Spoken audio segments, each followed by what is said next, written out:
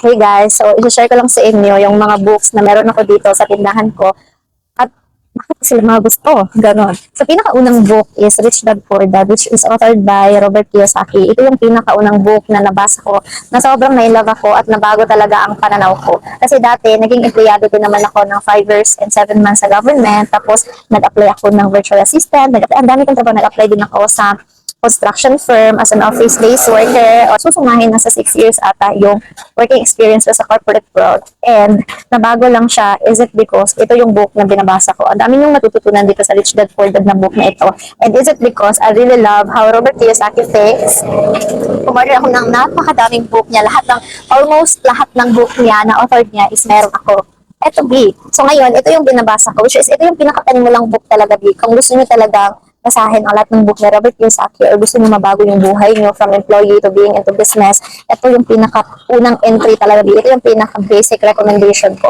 Tapos after that is, ito B, nasa ganitong book na ako, which is Retire Young and Retire Rich. Ito na siya. Ito yung binasa ko. Yan, nasa ganito na siya, B. And hindi ko pa maikwento talaga lahat dito kasi, hindi ko masasummarize yan lahat. Pero, B, ang ganda ng book na to. Ang dami ka ding matututunan.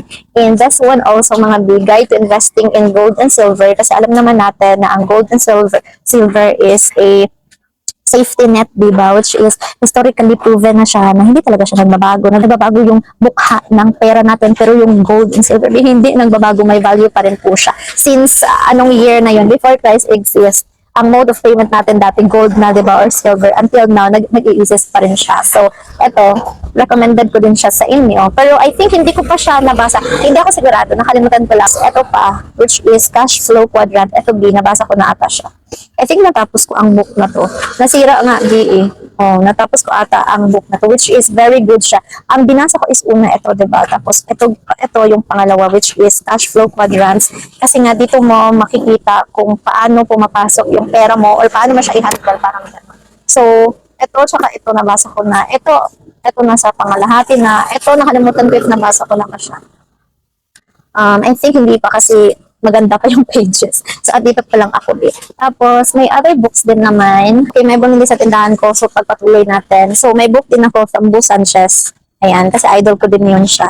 Nothing much has changed. Tapos, meron din itong Dare to Journey or The Path to Meaningful Wealth. Ayan. Ito yung mga book na binabasa ko. Tapos, ito din, How My Maid Became a Millionaire, Bo Sanchez. So, this book, ito yung medyo madumi, no? Sorry na lang talaga, no? Kasi hindi pa ako nakahanap ng lalagyanan ng mga books ko kasi bibili pa din naman ako ng iba, which is books din ni Robert Kiyosaki and Bo Sanchez lang kasi so far, yun lang naman yung mga authors na feeling ko magkapareho kami ng mindset or parang naiintindihan ko yung takbo ng utak nila in terms of handling money. So this book, dahil sa book na to, kaya ako nakapag-open or nakapag-invest ng stocks through a platform ni COL Financial. So, dati pa yun, I think, after pandemic, nag-invest na ko start sa COL Financial. Tapos, ayun, pinag-aralan ko. Until now, may mga stocks din naman akong existing sa COL Financial ko. It's just happened. I think Jollibee, Vita Plus, China Bank. I really don't know the other stocks na nabili ko. Hindi ko na matandaan, pero I do monitor it in my laptop na lang, no. Tapos, ito yung dahilan kung bakit meron ako. Kasi nga, itong book na to is pinatunayan niya na kahit na ordinaryong empleyado ka lang, is may possibility talaga na mag-success ka or maging millionaire ka.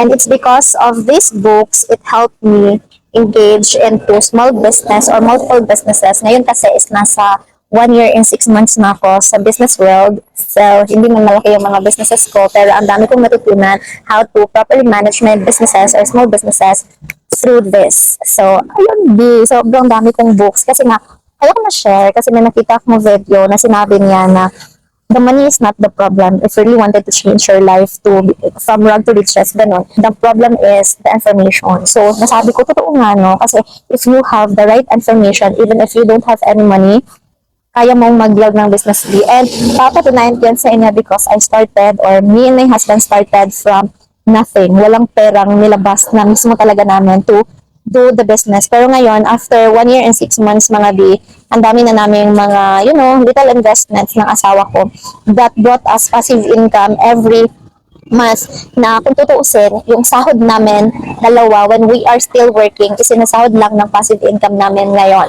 Kasi nga, we are in the right information. Kaya thankfully, I I met this books, I read this book, and of course, ang dami kong natutunan kasi tinawak talaga siya in real life. So these are the books that I highly recommend to you guys. So thank you so much!